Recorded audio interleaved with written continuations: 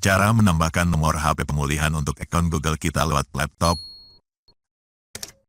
Langsung saja klik ikon atau foto profilnya. Lalu pilih kelola akun Google Anda.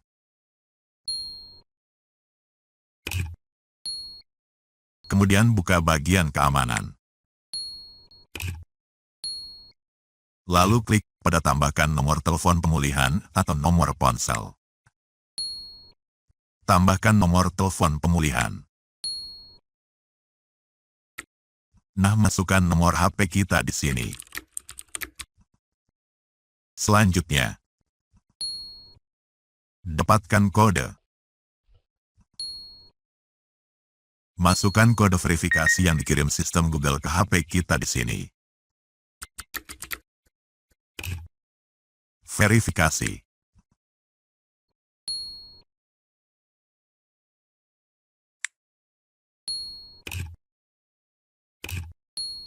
Nah, berhasil.